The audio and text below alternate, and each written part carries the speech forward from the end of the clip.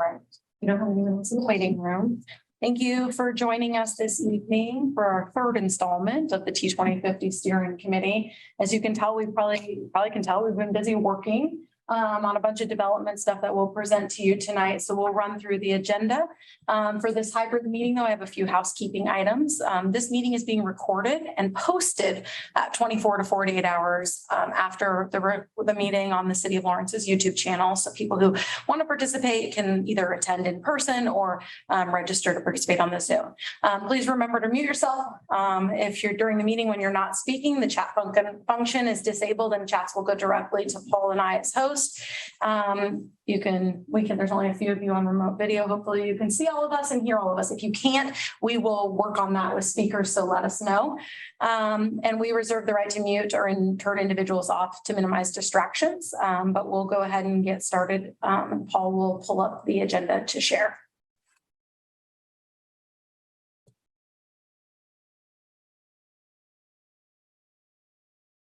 Maybe I will actually interrupt us. Well, he'll pull up the agenda, but before we do that, actually, Paul, I lied. We have some new people in the room this evening. Would a quick round of introductions be beneficial to everyone? It would for me. Okay, let's do that real quick. Let's start with online, Pat, and then David, if you don't mind. Sure. Hi, I'm Pat Collette, and I'm a member of the Multimodal Transportation Commission. I'm David Carter, and I'm a member of the Planning Commission. In the room. I'm Jessica Mortinger, Transportation Planning Manager for the Lawrence Douglas County Metropolitan Planning Organization. I'm Matt Goff with Barbara Emerson Law Firm here as a representative of the Lawrence Chamber of Commerce. Yeah, Jankowski, and I represent the city of Eudora. Charlie Thomas, and I'm on the Planning Commission. Joshua Spence, representative for Lawrence Association of Neighborhoods and Pinckney Neighborhood Association. Paul Hornbeck with Lawrence Douglas County MPO. Thank you for that. Okay, so first off, we do have notes posted from our previous meetings. Should you need to reference those, don't do those anymore. Depth than that. We have four main topics of discussion tonight on our agenda. The goals, objectives, strategies is probably going to be the bulk of our discussion, is at least what we're anticipating. So we'll start with that. And before I do, I guess just a little background on kind of what we're looking at for goals. And so we're planning out to the horizon of T2050. So that's obviously around almost 30 years into the future. These goals are somewhat aspirational, while the objectives and strategies get into more how to go about achieving those goals and kind of more short-term actions.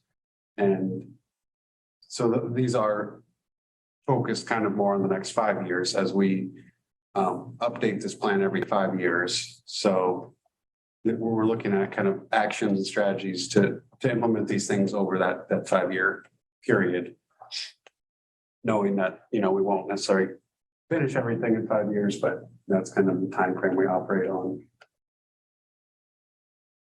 So as we got started on this draft, we pull from the previous long-range plan, Transportation 2040. We look at Plan 2040, the Lawrence Douglas County Comprehensive Plan. We look at the comprehensive plans for Eudora or Baldwin City. And then we think about all the other mode specific work that has been done since we did the last plan. So the bikeway plan, the Lawrence transit operations analysis, the pedestrian plans, and we pull all of that together in context to think about what types of work have been identified as previous strategies in terms of where we're going in the region for some of those other consistency in terms of visioning, some of the known stuff that we know is going to happen in our region. And we pair that next to what we heard from people's experiences that they shared with us in our phase 1 of public engagement. And so this draft really represents our first attempt as staff and with our staff partners at putting to you something that you can respond to before we take, so we can edit it before we take it to the public to get their response to it. Recognizing we're on a timeline that we really by mid-January have to have a written draft out for a 30-day public comment period to meet our March deadline to adopt a new plan. So we're in compliance. So I give you that kind of that whole context. And I say that in terms of the timeline stuff because we can talk high level about what we think is missing, and we can work on that. And we can talk about if there's specific, I think if there's specific words or issues you have with phrasing or things like that. But and I want to make sure we do that. This is the time in the process to do that. We'll do a revision and maybe one more after the comment, but there's not extensive amounts of time to do some of that. So I try to explain that in terms of where we started from and where we're going in that process. That builds on that work, just so you can understand what you're seeing from us tonight. Okay, go ahead, Paul. Sorry. Yeah, thank you. So we did include kind of some prompts for discussion as we go through this. So we're thinking, are these goals, objectives, strategies, do they reflect what we heard from the community in our outreach process? And do they reflect the direction our community is going? And is there anything we missed or anything else to consider? So thought we would start with just the goals, and we'll get into the details of objectives and strategies under each one as we go, but kind of wanted to start at the high level with the goals. So we have kind of these 5 topic areas: transportation options. And our goal here is people have a variety of transportation options that provide safe, accessible, convenient, healthy, and affordable travel that connect them to their destinations. Shared prosperity is the next topic area. The transportation system supports prosperity for all by connecting people and places in an equitable, reliable, affordable, and efficient manner. Safety and security. People's lives are saved, crashes are avoided, and people and goods are safe and secure. And sustainability. Protect and enhance the natural environment and support energy conservation. And lastly, operations and maintenance. Existing infrastructure is prioritized through maintenance, operations, and strategic improvements to provide the best return on public investments. So I'll pause there. Any initial thoughts, discussion, questions on these?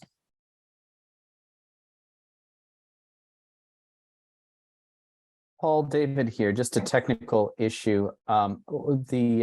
The screen that I see being shared right now is the agenda. Would you mind sharing the actual document, please? Thank you for pointing that out. Sorry about that. No worries. Thank you.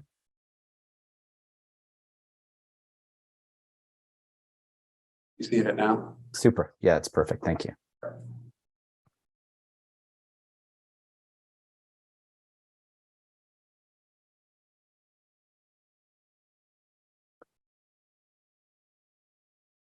One thing I'm curious about, if I may, is interoperability. Does that fit into any of these in terms of, I mean, this is kind of the multimodal argument, but is there anything within the goals that allows us to describe the transportation network as an integrated system?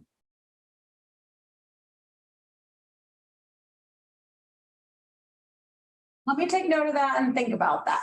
Okay, thank you.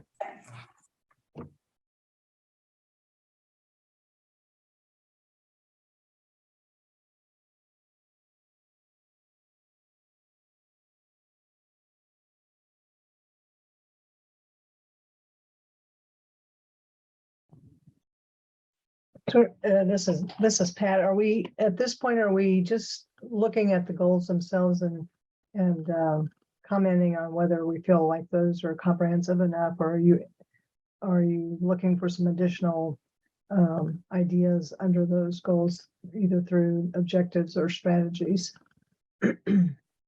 So we'll pull up objectives and strategies. We can do that now if their discussion at this level.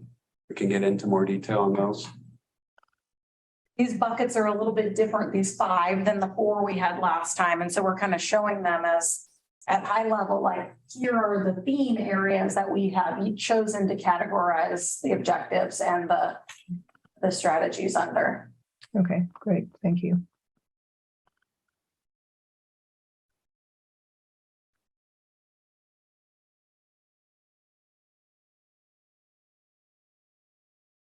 Right, so under transportation options, we have four objectives. Complete a connected network of pedestrian and bike facilities comfortable to all ages and abilities. Provide a transportation system that supports multimodal options that are affordable, sustainable, reliable, efficient, safe, and easy to use. Improve access to comfortable transit stops, routes, and on-demand services. And ensure new development and redevelopment supports trips made by walking, bicycling, and transit. And then we have a number of strategies. I'm not necessarily going to read through all of those. I can kind of give you a high level overview of them. Or if there's any initial comments, just looking at those, but I'll pause here for a moment for any questions. On the objective on that one, the first one was to complete a connected network of pedestrian and bicycle facilities comfortable to all ages and abilities. Is that basically like support, like repair stations, water stations and stuff? Or So I think as we think about that comfortable for all ages and abilities is about designing infrastructure that feels comfortable. So don't put a white stripe bike lane on a street that's 45 miles an hour. So that's talking about that built infrastructure, the facilities. I think some of the amenities stuff in terms of comfort there comes under implement the specific bike plan. So like the bike plan speaks, or the pedestrian plan speak about amenities like benches or lighting or other things like that. And that's really under that strategy about implementing those specific plans. okay, I was wondering if that was some of the stuff that was discussed during the pedestrian and bike planning. Yeah, and this plan is an overarching plan. So from your experience in those specific bike or ped plans, this plan is saying implement those plans. They're part of the vision for all the modes. Okay. It's like pulling them all together kind of in a reference.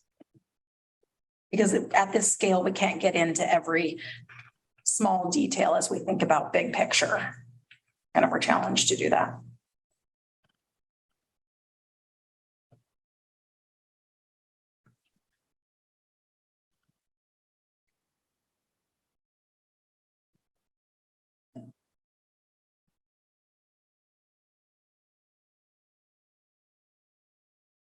Some of the strategies focus on land use policy and implementing development patterns through land use and other policies.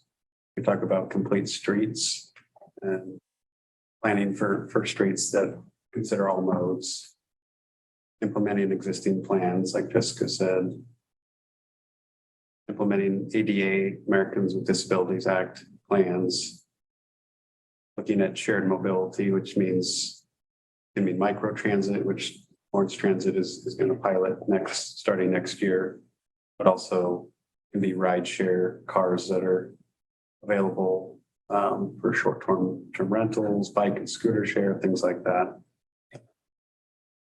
And also implementing the human services transportation plan and building out the transit amenities bus stop improvement program, which is improving bus stops.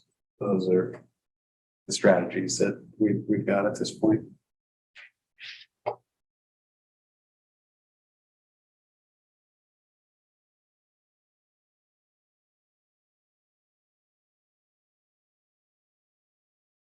I'm guessing it must be really expensive to have shelters at all the bus stops.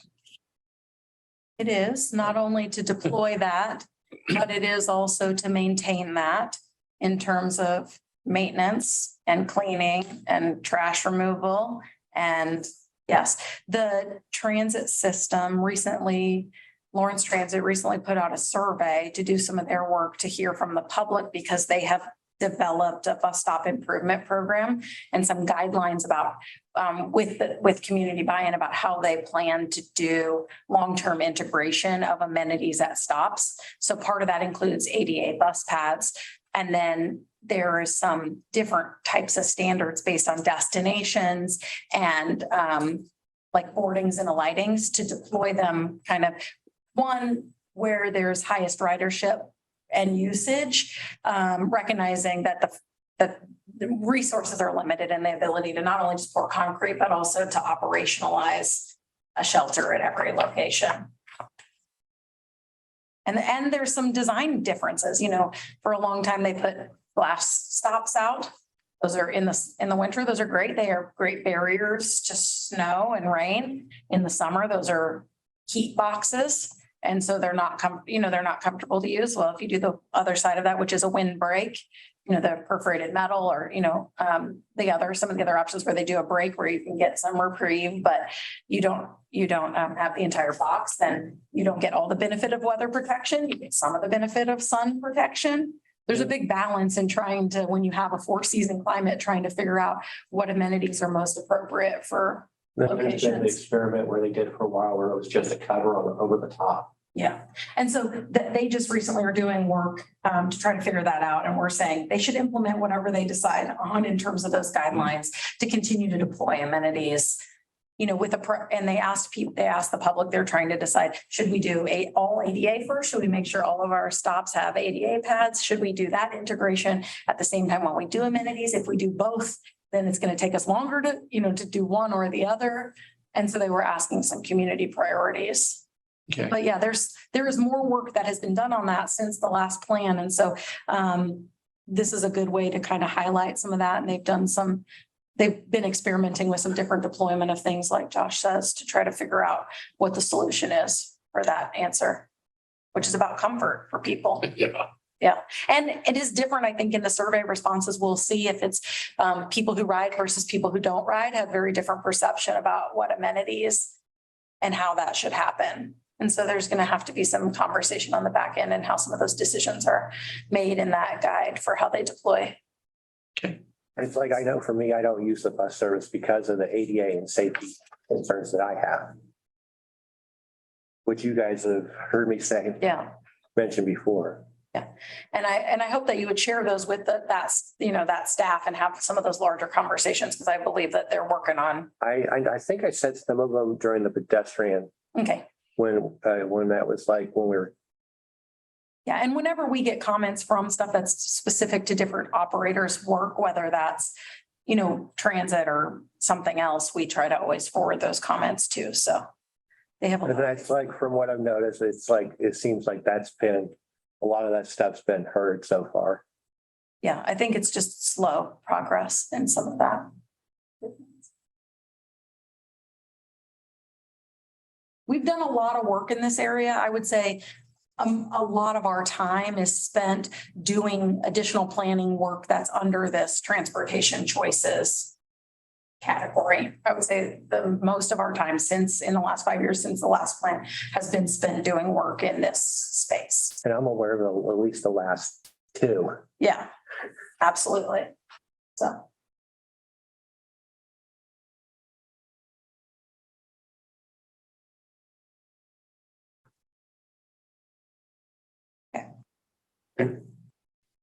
We'll move on to next topic area of shared prosperity. So again, 4 objectives here.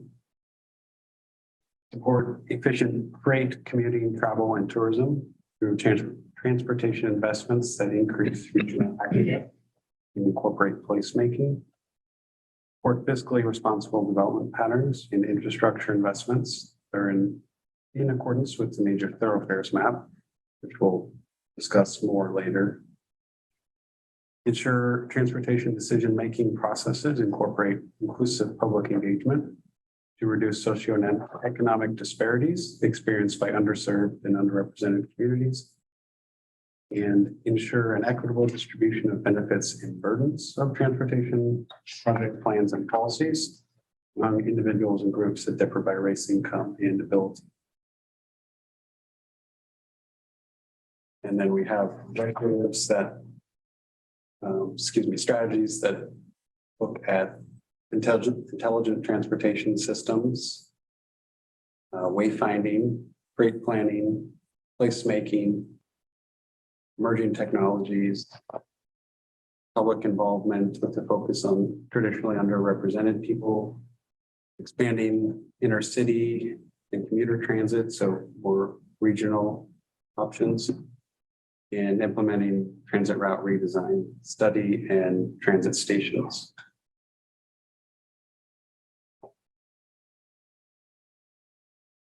A big win in this category in the next 5 years is going to be our invitation that we got from the Mid-America Regional Council to participate in their regional freight study.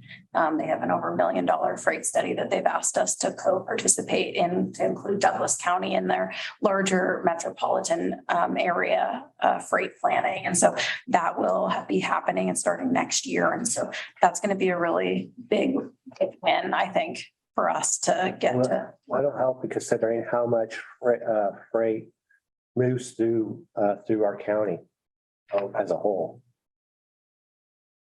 Yeah, in putting together chapter 2, the existing conditions, freight is one area where we don't have a lot of data on.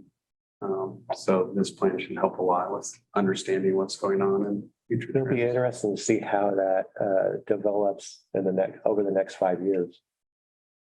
Yeah. I think that's like a 18-month process, but that'll be something probably to highlight. That's a newer opportunity that we've been offered. So. David here. I have a question about the first strategy in reference to urban design. Is this the provision that would include things like, street widths that are safe not only for drivers and car passengers, but also pedestrians, bicyclists, things like that? Because it seems that past safety design has been around. It basically, what's the word I'm looking for? Results in streets that are, so wide they encourage speeding. That's unsafe for everybody not already in a car. Is this the kind of provision, or was that be covered someplace else? I think you're thinking about strategies when we get to safety and security, and Okay. we specifically mentioned roadway system, delivering a roadway system that allows for intuitive understanding of reasonable travel speeds through design controls, turn Fantastic. radius or lane widths, and uses access management to improve safety. Perfect. I should read ahead. That's okay. Thank you. I'm like, it's somewhere. The problem is when we first started this, we had moving pieces. And so when you're asking me a few things, I'm like, I don't know where that ended, where did that end up on our last? Sure. Thank you.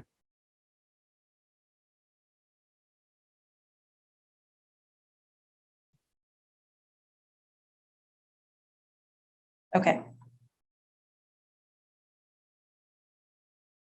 Maybe it is obvious to everybody who has been on this committee longer than I have, but some of the wording, I don't even know what it means. For example, Okay. You tell me what, yeah, let's talk about it. invest in streets that's under strategies, number 4. Okay. Invest in streets that build and retain value over time through human scaled design and placemaking. I have no idea what that even means. Okay. So I think this gets to a little bit of what David was talking about, where he was talking about integrated systems, because I think we talk about integrated systems, we don't call it integrated systems. And I think that's an example of that, about thinking about building streets that retain value over time means that they're not necessarily a single use. They're built within mind in terms of how they're going to function. So thinking about function, it's about thinking about places people want to be. It's about, those are concepts in terms of things that I think are probably consistent with like Plan 2040 and some of the visioning around mixed use, or some of those things, like build a street that if it retains value over time, that it's useful for multiple uses. So thinking about it in terms of how does the street function with the land uses around it? and in some of that design, we can try to use some more plain language to describe what we mean by that. If you're still looking at me like maybe I'm not being clear enough. And so that's helpful if you tell me. If you tell me, it's okay, that just. What's happening? If you just tell me where you see those things, and then we can go back to the drawing board to think about how do we tell that story with more specific, plainer language. For me, that would be Okay. great, just to have things that are just simple that everybody could understand. So when you take this out into the public, they're going to go, well, sure, I understand human scale and road retaining value. What? Okay. So things like that would be. Okay, so those are helpful comments, because I think those are helpful comments for us all to think about in terms of other people consuming it. And we live in this world. We live, sleep, eat, breathe this. So in my mind, as we're moving stuff around and piecing stuff together, I read that and think, oh, that talks about how we're building streets that serve all of these needs to make sure we're functioning for the use of people in these places, that they're places that people want to be and that they're. So, but we can be more, we can drill down what that means, Okay. or try to find different language to describe that would be less technical.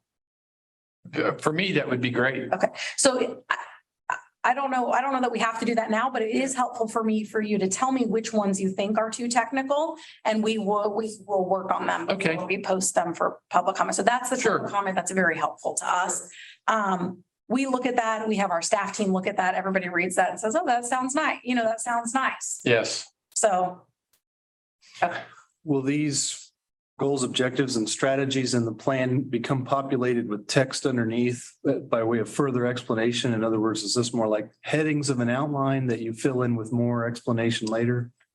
Yes, I would say in some of that, you're looking at just like an outline list, and they'll have stuff underneath them. They'll have details. They'll have links to some of these plans. They'll have pictures. Some of them, we're going to have to define stuff. Like as you get in some of that. So some of it may be, well, we have a design we have definitions for these things that help explain that. We may not get away from some of the tech, like some of the technical words we may need to use. A good example of this is as we were having conversations when we get into sustainability, one of the, when we were talking about solutions, one of the strategies under that is use nature-based solutions. And nature-based solutions is the language that is recommended to best describe how you find solutions that use natural environment plus green infrastructure to solve issues you may have related to like stormwater or other environmental concerns as part of watersheds.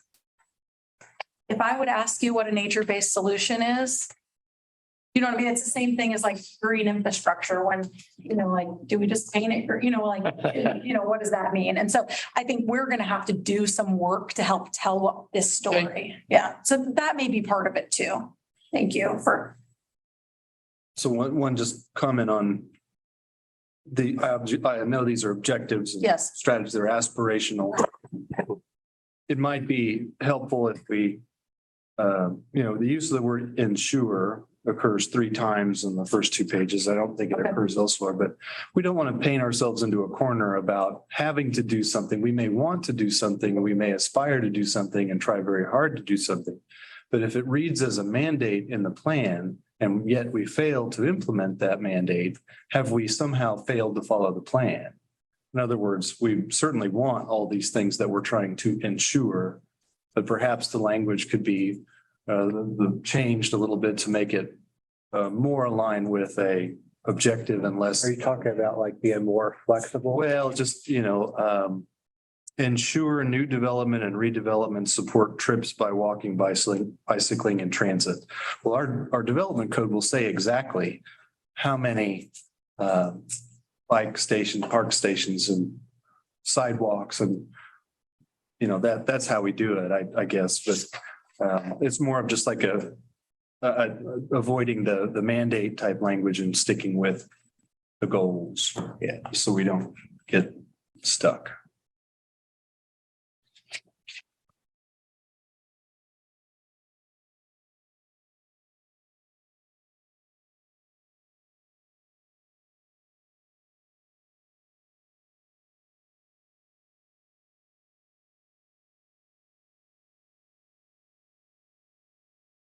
one, Transportation decision making, we were want to use ensure. That may be, I'm looking at the three, where those were, one of them is transportation decision making processes. Maybe we're okay with ensuring that those processes have, you know what I mean, that there's, Yeah, and I don't know what the right word is, and ensure may be fine, but yeah, well, promote transportation.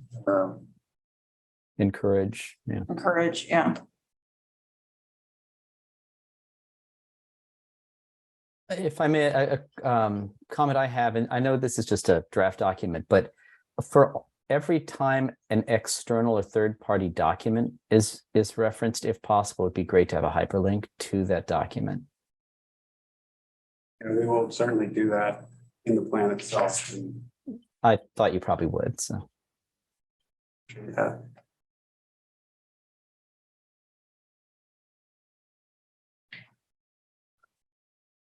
Could I ask one more question? And I don't mean to take us back to like the overall framework for this, but a reminder, and I'm asking as a planning commissioner, how this will interact with the current comprehensive plan that was just approved a couple of years ago versus, you know, does this act outside of the existing comprehensive plan, or does it replace T2040? And then to the extent that it replaces T2040, does it set goals that then lie outside of the existing comprehensive plan because it has a horizon that is 10 years beyond? Yes, so when this plan is adopted, it will replace Transportation 2040. Mhm. After the MPO Policy Board adopts this, because they are their own legal entity. Since 2013, the city, county, and planning commissions have also recognized the MPO Transportation Plan as the transportation chapter of their document, which will require a separate process to go back and do an amendment to Plan 2040. And so that will be a process then to go back in and edit or reflect the language that's in that transportation chapter of Plan 2040 and the linkages, right? Because there's been a bunch of plan different other modal plan updates as part of that plan, and that will require that separate legal process to do that. Not instantaneously, right? But after that is adopted, there's a process flow. So the deadline I talked about of March of 2023 is the deadline where the feds expect us to have a new plan adopted 5 years after the adoption of the last plan to stay in compliance with federal regulations, which means the ability to get federal money. So if you don't get your plan adopted in that time frame, then your TIP gets frozen. So that's our transportation improvement program. And any federal funding that you expect in the region gets frozen. So if it hasn't been obligated already to a project, then it gets frozen until you have a plan that's in compliance. The Plan 2040 stuff doesn't have to happen by that deadline, and it will be a longer process to go back through and to edit that text and to decide how we represent and or rectify some of the things that are different, because T2050 is going to have a different out year than Plan 2040. Mhm.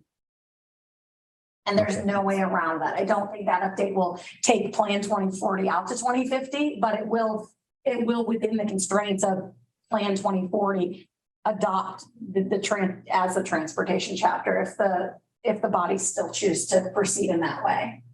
Okay, thanks. Yeah, I don't mean to take everybody else's time with that question. It's just something that I think we'll need to understand really well to do our jobs right. And maybe I'll just make a separate appointment with you or with Becky to make sure I'm understanding how that influences our work. Yes, we'd be happy to do that.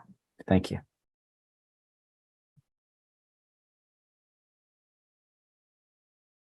Your thoughts on shared prosperity, or we can move on to the next topic? I think we can move on.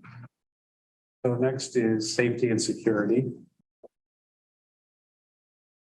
So 3 objectives here: improve safety of all modes and decrease fatalities and serious injuries. Mitigate the transportation system's vulnerability to crime, terrorism, natural disasters, and climate change. And the transportation system supports emergency preparedness, response, and recovery. And then these strategies talk about a Vision Zero safety action plan, which is I would say a comprehensive look at kind of where crashes are occurring, where there's high injury corridors, and establishing where those are, using data to analyze that, and creating strategies to make safety improvements to reduce those crashes and fatalities, serious injuries. So that's something we hope will be occurring next year based on some grant funding or other opportunities. We also talk about emergency preparedness, roadway design, reducing crime through design, and also resiliency to weather and climate. So any thoughts, questions on this one?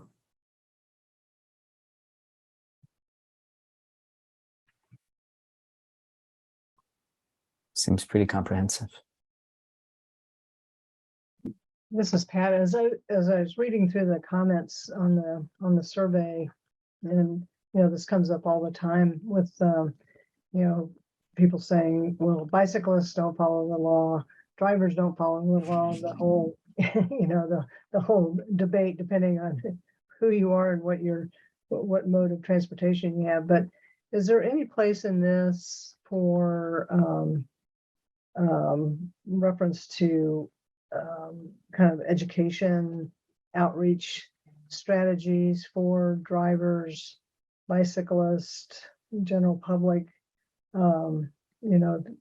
whether that's, classes or whether it's, some sort of, brochures or flyers that go out, reminding people of what the law is. And I know that some of that's already done. But I'm not sure that the people who need to hear it are seeing those things. But I don't know if that's an appropriate strategy within this document or not. I would like to second that. I think that's a great idea. One thing I wonder about, because I hate to get all nostalgic, thinking about being a kid in Lawrence, and I don't know, like third grade or something, it was a regular part of the curriculum. For example, bicycle safety. And I don't know if that's still the case. Whether there's, for example, I'm sure there must be curricula out there that. There's on-bike education in all the USD 497 schools, and public health has worked to deploy that in Baldwin City and Eudora too by acquiring bike fleets and doing some of that. Fantastic. Work. Some of that falls under the safe routes to school work that we've done. And also there was also the questionnaire that was done under the pedestrian and bicycle planning. To the set of surveys and questionnaires that were compiled in that work that have been integrated in with a lot of the T2040 and it's going to be integrated with, from what I understand, into the T2050. Yeah. So, but Pat, you're saying besides just saying to implement those plans that we should explore calling out some programming related to education, enforcement, management of traffic Yeah, generally in that area, just the number of drivers and just the, people I talk to, or people who yell at me when I'm on a bike about, get on the sidewalk, or, not understanding what the laws are around, using the streets, or, as far as the, 3 feet of safety and some of those kinds of things. And there's also, of course, the question about Idaho stops that doesn't, we don't have that law, but, a lot of cyclists use that as well as a lot of drivers, so, and depending on your perspective, one's breaking the law, so, some kind of programming. Yeah, and I think some of that is covered under the scope of a Vision Zero Safety Action Plan, but I think where I would put that is by rewording and describing that process. Mhm. There's a USDOT has a safe systems approach and they think about it like that. And so we may introduce some of those concepts in the definitions to talk about that work. Those things are very prescriptive when you get into some of that work, and they include some of the things we've thought of as the 5 E's, which is engineering, education, encouragement, enforcement, evaluation. And so, but they're moving away from the 5 E's to like for some of the safety stuff to a safe systems approach. And so I think that will get into some of that stuff, but we can go back and look at that wording. Yeah, I wondered if it might fit in the Vision Zero space, but just, just didn't It want does, to. but we can make it more clear whether it's in maybe it's not in the header tagline. Maybe it is in the header tagline, maybe it's not, maybe it's in the description. Description, yeah, Yeah, great. okay. Could you talk real fast about how our transportation system's affected or what its risks are with climate change? I mean, what would climate change do to our transportation system? So as we think about climate change and transportation, some of that has to do with severe weather and the results of the way that maybe we're constructing roads and or handling weather events. So is that a tornado? Is that a snow events? Is that flooding? Is that, under crossings now are flooded more often or not passable, or there's mud over the roadway. I think those are the types of things we're talking about. Obviously, sea level rise is not And also, drought, how does soil impact our structures with drought? Those are the types of things that I think we were thinking about and coordinating with the climate action planning group around consistency of things that are identified related to transportation and climate change in those processes. does that also include areas that are known to are known to have and are prone to flooding or mud collection, et cetera? Yeah, I think what that would Mitigation of I think that? we're thinking, when we think about that in terms of resiliency, I think that could be a rural impact. If a bridge is out in a rural area and there's no other opportunity to traverse that area, that's a significant impact of climate change. And resiliency may look like you have an alternative route, right? That you don't not maintain another facility, so you have multiple options for people. I think we have to think about those things. I don't think we know what they all are yet.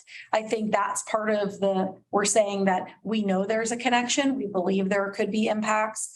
We need to make sure that we're thinking about those and prioritizing the investment of them before we get to a problem that impacts people because of that. So in a way, the safety and integration of areas and updating and upgrading infrastructure as needed or where needed. Yeah, so I think some of it's about maintenance, some of it's about just system planning, just understanding what type of risk there is and being able to respond to that. Do you have thoughts about that? This is just Okay. me being picky. Mitigate, you could say reduce, and the second objective, you'll never fully mitigate those risks, but you can reduce them. And then on the third strategy about intuitive understanding of reasonable travel speeds, e.g. turn radii or lane widths. Should we say speed bumps? Or is it, I know it's examples given, they're not exclusive, but the point is we're trying to design streets that prevent people from their natural urge to speed, right? Yeah, so speed humps could be, it's a design solution. I think if you're looking at, we don't want to just put that on every street, that some of the opportunities for us to daylight at curb where we daylight and to shorten crossing distances. So you do bottlenecks, or you do opportunities to, when you design a road, you don't design it like this. You design it with natural curves that have some speed control. You use design in the sense of vertical design in terms of density, that just, you have the same street no matter width. If you have a use with a parking lot and then a building versus the building next to it, people are going to drive differently. We can put speed humps. That's, in my mind, it's more of a retrofit design control than a intentional upfront design control. Okay. It's like a more reactive than proactive. I would say probably as part of the Zero Safety Action Plan, one of many countermeasures that we talk about identifying locations. If speed is an issue to retrofit a street, we're going to be considering that as a tool in the toolbox of design.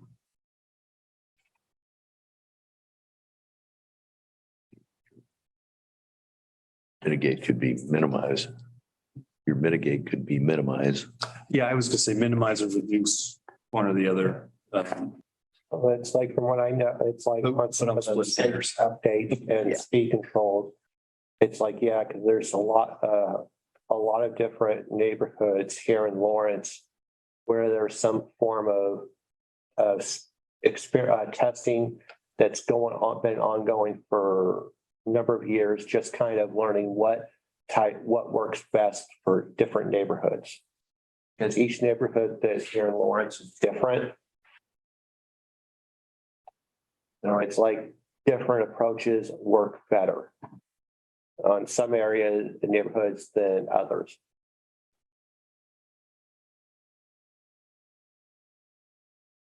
Figure that out. I say that because that's the city of Lawrence specific. So you can tell in some things we've listed specific things. We're countywide. So if we try to be, we try to be thoughtful of the wording and the choice in terms of here's something that applies to our region. And when we call out something in specific cities, we're equitable to call them all out if they all exist there. Transit's the hardest because the cities don't have it. I know the county commissioners just approved whatever it was, $9 million for the Wakarusa extension.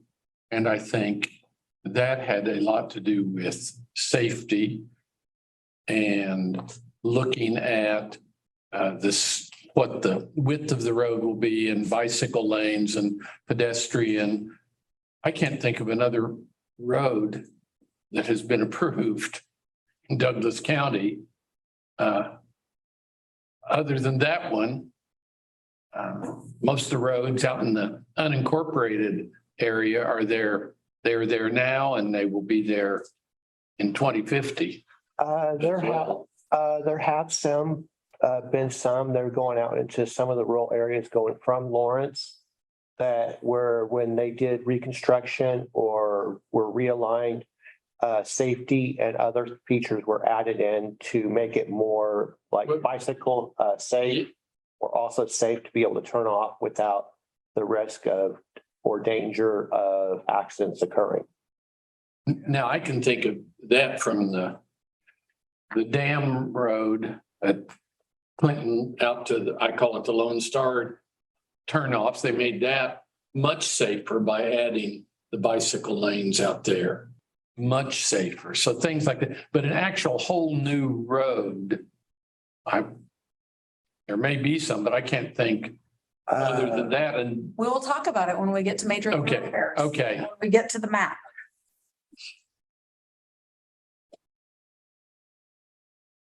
I think there's some improvements being made out there in the unincorporated areas. there are improvements, yeah. Improvement of the roads. Widen them and make Yeah. them safer. Yeah. They're doing a lot of culvert work now.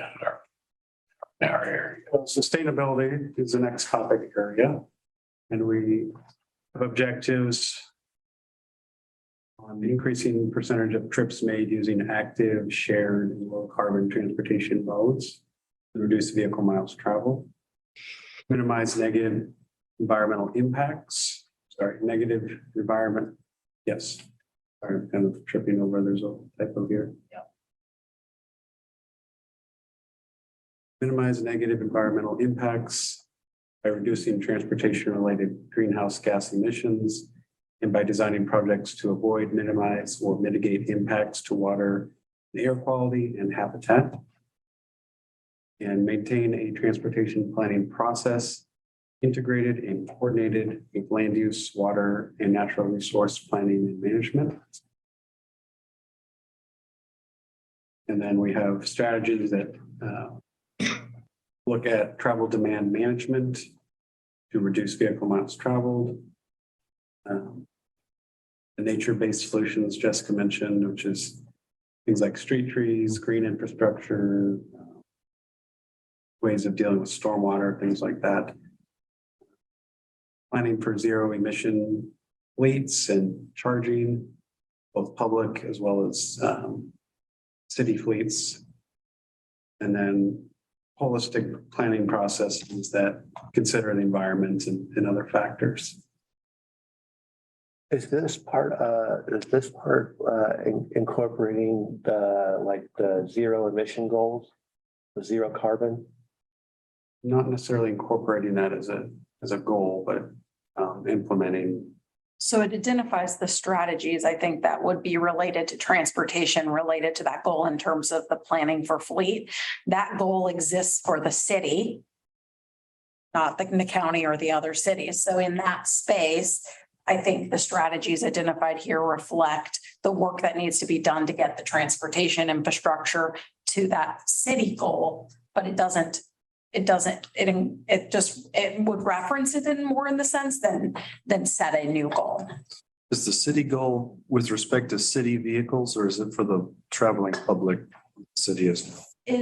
As far as I know, it's about city vehicles and city energy conservation. I assume though also as part of climate action that there will be a recognized need to think about charging and public infrastructure in terms of what is made available to the public to access for electric vehicle. You know what I mean, in terms of system planning. The references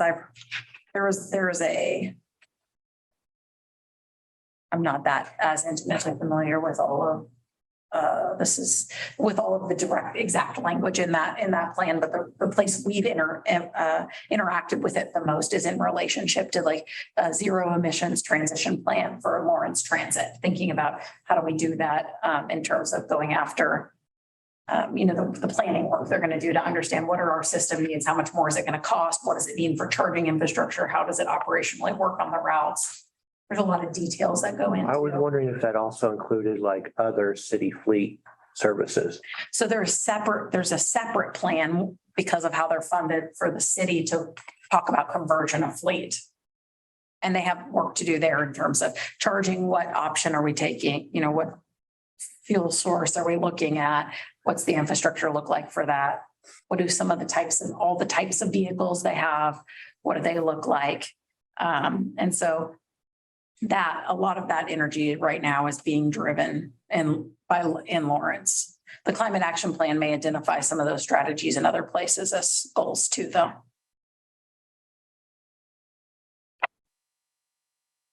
I'm just trying to figure out how the plan and the implementation of the plan would require a change of conduct by the public who presently, as a vast majority, uses, fossil fuel powered vehicles. I mean, we're talking about road design, road construction, and infrastructure to support electric vehicles or nitrogen or some other form. Yeah, we're not talking about making someone buy something different. It's just about the infrastructure that the city would decide to invest in or work with private partners or federal grants to invest in to support private marketplace. Okay. If that language you don't feel is clear enough, we can. No, I think it'll become. And that may be a thing where we actually link to specific planning efforts. Yeah. Do you know what I mean? Like Sure. there are 2 specific planning efforts that is referring to. Right. And we can link to the Lawrence zero emission goals.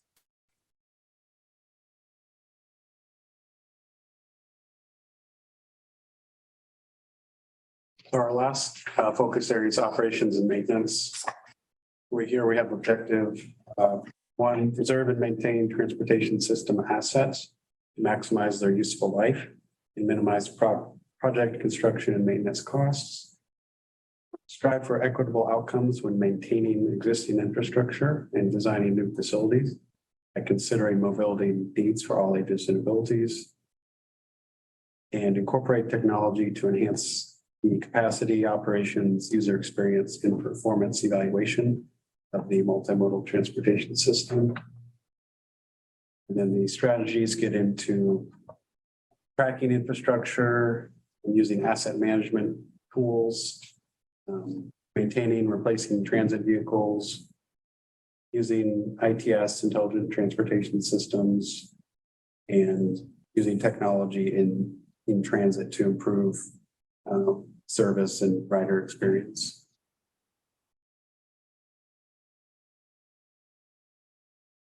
From a maintenance standpoint, is there every question I've asked has been like, yes, we do that, but sorry. Is there a policy, like an interdepartmental policy to prioritize maintenance projects so that work on one particular, piece of infrastructure doesn't undo work that was just done on the same area? So for example, a road repair followed by a sewer repair. Is there already mechanisms between city departments that do that? So specifically for the city of Lawrence, they're in the process of developing an asset management policy guiding document. And I would say many of those things are happening most informally at this point. Do you know what I mean in terms of that? Yeah. The asset management policy and program that's being developed really assesses all of the data needs, the service expectations, life cycle costs, all of those things that are developed as part of a system that gets used is underway, and varying things are in different spaces. Like some have really sophisticated data collection and measurement, others don't, and they're identified for needs in those categories to deploy that. But asset management is what you're looking for in terms of, if you want to hear about what the city's doing. I don't know when the last the city of Lawrence specifically presented on that. We are involved in those conversations and on that steering committee team because how decisions get made about asset management play into how we do transportation planning and the work that is being done, not only just with deciding where investments get made, but later, some of the evaluation we're doing in terms of impacts to environmental justice zones and other things. And so that process is underway. I don't know if it's another 6 to 9 months to get done with some of those things, but it's like an official IMCA. They have like an acronym and they have a multi-100-page guidebook, and the city has a consultant under contract right now working on the development of those really robust data-driven tools. Okay. So I imagine at some point you'll probably see more of that because that will drive some of the conversation in the city budgeting process about investment. I guess since this is an aspirational document, is it Right there. Oh, forgive me. Is it reasonable to maybe add an asset management plan to ensure the best return on the public investment? Yes, and I think we intended that. So it's in the language, we can change that language if we want to define that.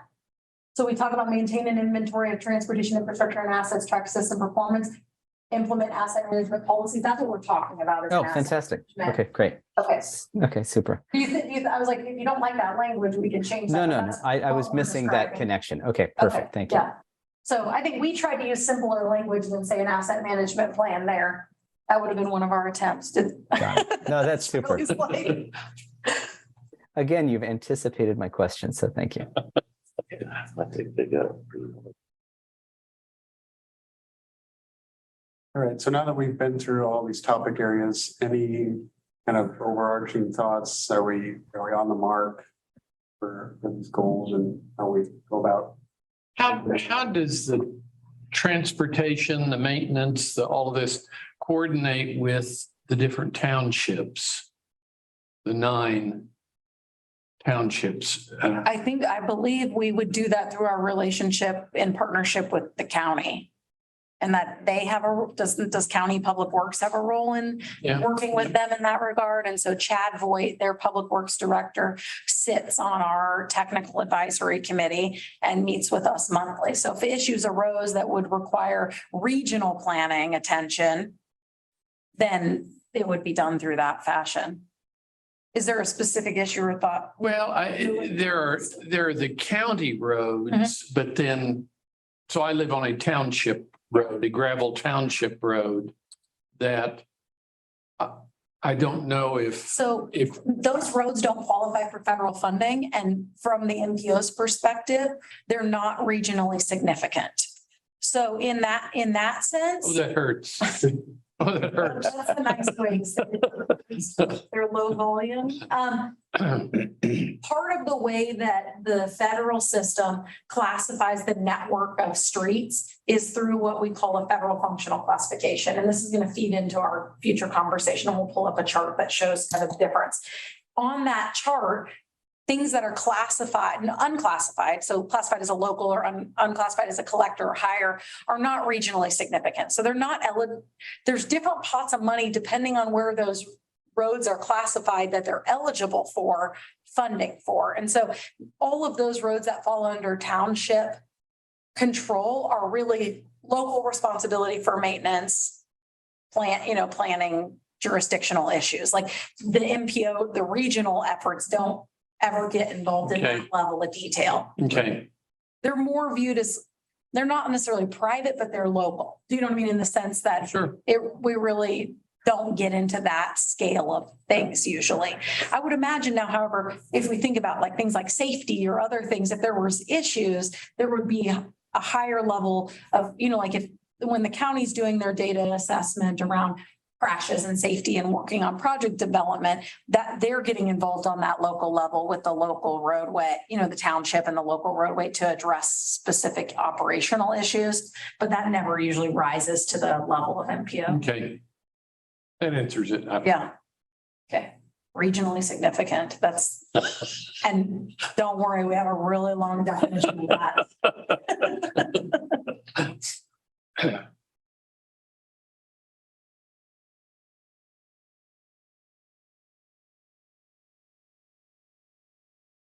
Did you notice other language you thought was? Well, I understood you to say there will be Yes. definitions and things under, and I don't remember, it must have been you that presented about the different bike paths there are and the names of them. And that Yes. just helped me understand once, and plus I got to see pictures of them. Mhm. And so I presume on Yes. a good bit of this, we'll have the same thing. Yes. That is more clarifying. And if I see ones that aren't, then I Yes. would certainly Yes. question Okay. or speak up. And that information is helpful to us because you have a perspective that is not something has exposure, you know what I mean, as a depth of exposure to this. So that helps us understand where that stands. Okay. And some of these things are like, nobody probably knows what useful life of a bus is. There is federal language that dictates what that is. Do you know what I mean? So there's some things like we have to use those words because those are the words they use. Right. And so we can define that. We have performance measures related to, is our transit fleet meeting its useful life benchmarks? We will try to do the Sure. best to explain all of that. But, and it's a really hard, it is challenging for us because we're trying to do this work at a high level that can speak to our federal partners, that can speak to our stakeholders. And there's a balance. And the work of this is. Well, you have to use the language Yeah. that's going to get the money. Yeah, And if you don't do that, Yeah. then the local partners will certainly suffer. Yes.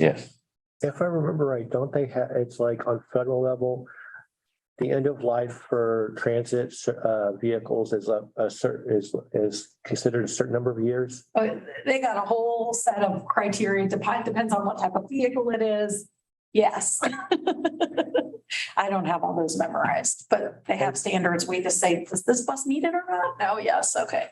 Here's where we're at. All the departments have that, whether it's police, Yes. sheriff, county maintenance, all of them have those policies. Yes. Okay.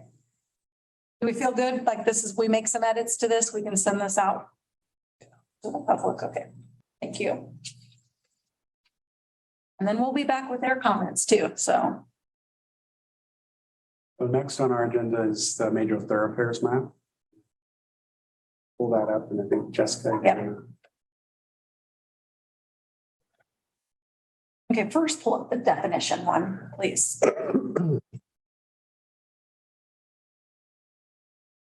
So in our region, we use classifications of roadways. Pull up the definitions first, then this, sorry, I've changed my mind. We use classifications of road, it's on your second page of your other attachment of the major thoroughfares, if you scroll down the second page of that. Okay, so we use classifications of roadways that determine our operational limitations of how those roadways should function and operate. I'll start there, that's high level. These definitions in general, then in some places, depending on which map, because there's multiple networks that assign classification. And so go back to the list now. So this is generally how these should function. We have, the MPO has a federally required federal functional classification map. That has federal rules to it. It says what percentage of streets can be arterial, collector, local, how those all have to be dictated in the spectrum. Nothing above below collector can be funded with federal money. It talks, that's one where if we make changes to it, we have to go work with every other county because that connects to the entire United States functional classification. It has rules for performance reporting. Everything that's a principal arterial and higher is part of the national highway system, and it requires federal performance reporting on it. That one serves really the MPO planning function only. It does not have, besides the federal funding kind of when what's eligible, that map doesn't pertain to anything tied to local design standards or regulations. Those have other maps. And so for Lawrence and Douglas County, for Lawrence, that's the major thoroughfares map that's tied to the land development code. That's the one, that's the document we're going to talk about tonight that gets updated in this process. The Douglas County Access Management Road Classification Map is updated and maintained by Douglas County and gets updated on their own timeline and process and just gets referenced in this document. Like the Eudora and Baldwin City Street classification maps in their comprehensive plans, they get updated as part of those processes and incorporated by reference into our document. So what we're going to show you tonight, what we have shown for the Lawrence Major Thoroughfares map is the one that the city of Lawrence uses in development to balance land use access and movement of traffic. We're looking for ensuring connectivity and access, and it helps guide decisions about design, access management, that clarifies things like amounts of right of way or access or other development characteristics. Okay, is that okay? This we made because when we went through this last process, yeah, you're fine. You're going to show the map, right? Yeah. Okay. We're going to go talk about the map now. All right. But that's the intro to everybody who doesn't know what this, I you got would probably know comments on what this map is. So. Okay. So we begin this process by showing on this map all the lines and their classifications. And we have highlighted in a few different colors locations where, based on our staff coordination and known planning and land use conversations, we've had conversations about where there should be amendments to this map, right? That dictate either additions, removals, or realignments of roadways in this network. And so the things that are highlighted in each box shows each segment and shows where we're making changes. The only thing we're making changes to are the things that are highlighted that have text box. Everything else on the map is proposed to stay the way that it is.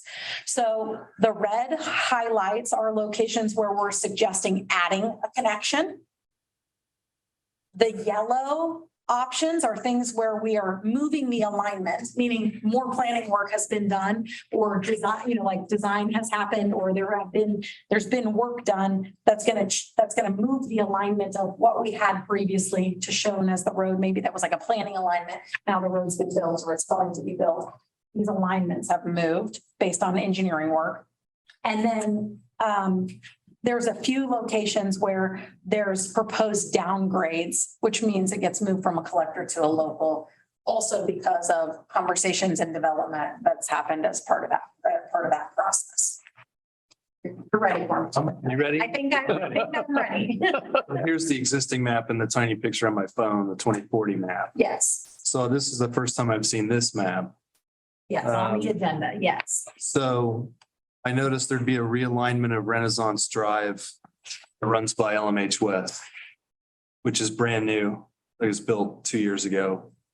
And so I'm reticent to recommend we realign a road that was literally just built. It connects to Rock Chalk Drive, which isn't even on this map.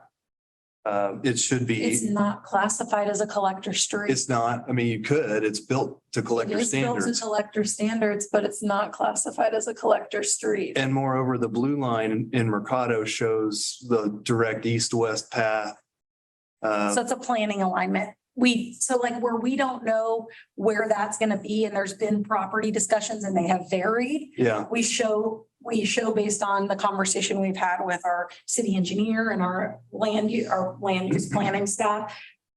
Some of these are concept lines, and that's why some of them, when we get into some of this and they get evolved, they evolve where you see where access is Yeah. gonna be. why not move the blue line north and call Rock Chalk a collector?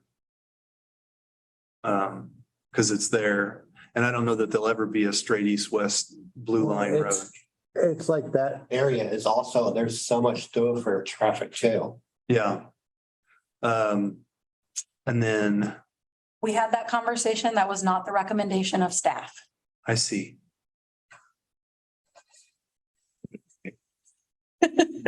My comments can be noted for the record. Yeah, well, we had some of these conversations. This is the staff. So I think we can take comments from this committee back to staff and decide what we're gonna publish. Not to put too fine a point on it, but Mercado is preliminarily platted and there's a road, Mercado Way, I think, north that goes into a cul-de-sac. And there's no plan that shows that road. So it just may never exist. And then the second comment, across the street on the other side of the SLT, the location of those roads, could you speak to like how, I mean, are these just conceptual lines on a map or, I mean, certainly they're Yes. not engineered. They're not, those are like, we believe with what's talked about in terms of density, there needs to be another collector level connection across here. Obviously, you can see the conservation stuff that could change, the conservation areas there showing, we put them along parcel lines for now Oh, in right. some cases. Because those have been dedicated as Yes, conservation. yeah, easement. so Okay. obviously there would need to be land agreements if stuff changes, but we put them along oftentimes, well, 1, 2, where does the access have to happen with the larger road? So Yeah. we know that, and then it's about connecting back oftentimes where parcel lines are written in terms of concept planning. Obviously, the Western Development Plan is happening right now. We had conversations with the planners working on that project to talk to them about what we're looking at doing in terms of major thoroughfares, to ask them if there's other issues that have arisen yet in their process.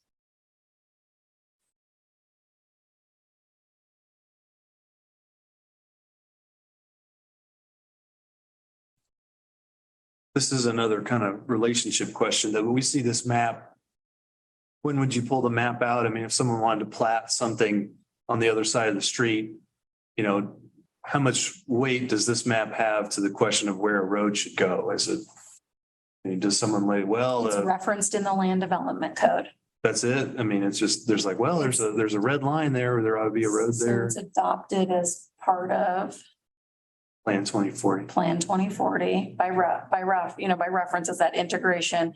And this document is currently referenced, tied to land development code. You probably know as I do, there probably have over time been negotiations, right, that happen as part of development that relates to that. This is the intention of planning the network and having connections. The land development code update is happening now. We've had that conversation in terms of it's our best intention to update this based on things that we know. We recognize, I got asked the question, what happens when the land development code changes this? what's our process? And we would go through a T 2050 amendment process that we have laid out where it would be a public process and we would amend this document since it's established as part of this planning process. So there's process to do that if we need to do that. I don't know what's going to happen in that process to this map and how that ties together. I have to work under best intention, best known facts and right now. And so I think there's a lot of things at play there that. There's just some head scratching on some of those things and rock chalk and the realignment of Renaissance when Renaissance exists. Just you talk about what we know. I mean, we know some things there that could be incorporated in this map. Is that a collective? And that's all I got. No, you're fine. We'll go back and look at it and we'll have a conversation. Yeah, and is Renaissance collector? Is what? Is Renaissance collector? It's, built to, what is it? Just because it's built to collector, if it wasn't collector in the plan, we don't go back and identify everything that's built to collector street standards as a collector street in this map. It's shown on here as such. Okay. It's the yellow or orange. Okay, then it is. I'm just saying like rock chalk's a good example. Just because it was built to some standard doesn't mean we go back and recognize it as that if it wasn't in the plan. We can go back and have that conversation. I asked that question. Seems like you could, but We I'm could, just yeah. a layperson, not a planner. Well, and this is where I refer to the reference of our land use planners and our engineers. They are the ones privy to these conversations. We don't. No, I'm no criticism, just No, comment. I'm just like, I don't know either, so I'd have to go back. and Where is on that map? Where is Renaissance? I have no, Sorry, guys. Is the, just This is Entrada and this is Mercado Drive. And then when it bends, it becomes Renaissance. okay. And it's, so here's Rock Chalk Drive, Yeah. Sports Pavilion, Yep. Lawrence, Rock Chalk Park. Yep. Okay. And we realigned that, so I guess I would have thought it was realigned. If by realigned, you mean moved slightly? Yes. Perhaps. Yes. But it's not gonna go like over. Okay. You know what I mean? isn't Okay, that I'll go look at it. supposed to run like a realigned towards a certain distance to the west of the trails and stuff back there, West of the what? of the trail, the loop trails I don't think so, because the trails between K10 and Rock Chalk? yeah, so there's nowhere further west to go. It would have to go east. But then it's like a whole new road. So when this says realign, it's meaning this map is being changed to reflect. Yeah, what was we built. We're Oh, not saying. Yeah, we went and looked at the aerials there. oh, That's why I'm like, I'll go. I misunderstood that. I thought you were planning to realign. No. We're saying the old map had a different alignment. We moved it to what was built.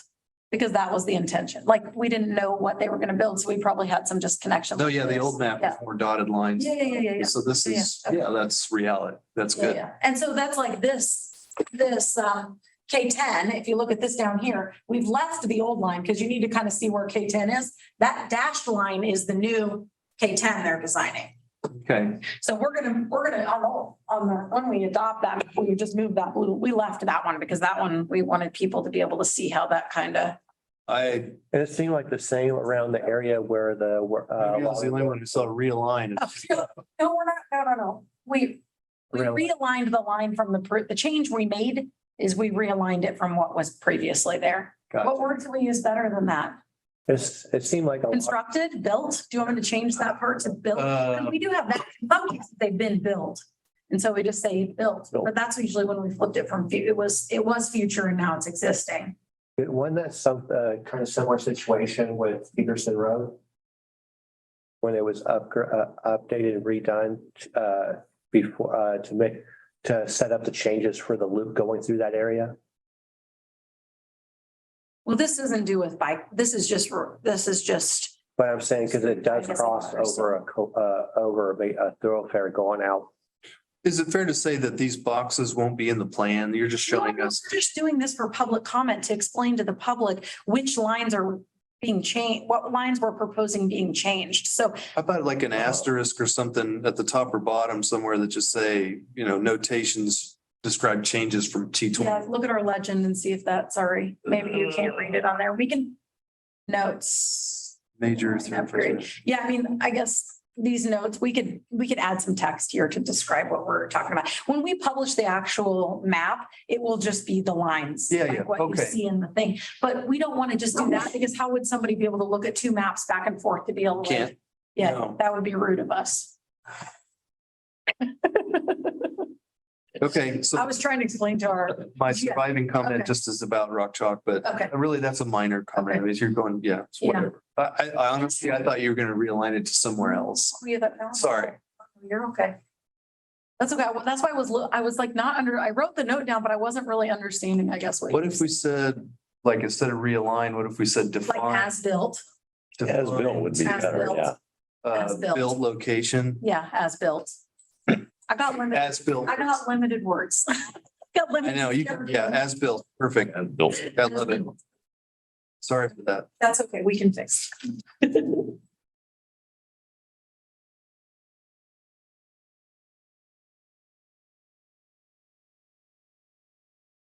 Do we move on to community engagement part 2? Yes. So little backgrounds, we're anticipating about a month from now having one open house and one online meeting for general community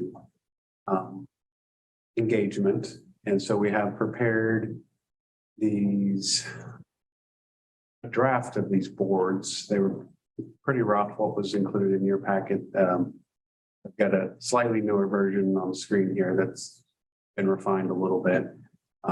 So our thought process is we just want to share these boards with you where they're at now.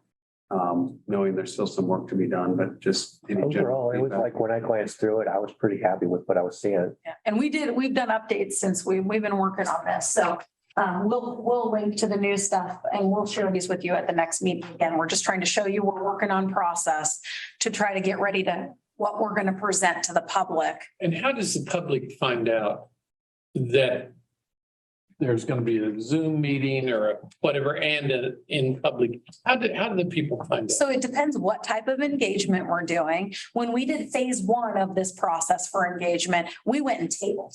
We spent dozens and dozens and dozens of hours of tabling in every city. In the county, we try to table at events. The county is obviously harder. We have an email list of 1,000 people that have indicated previous experience in the process or signed up for any of our communication related to transportation planning. We use that. We get a lot of hits off of that in terms of awareness of our events, opportunities.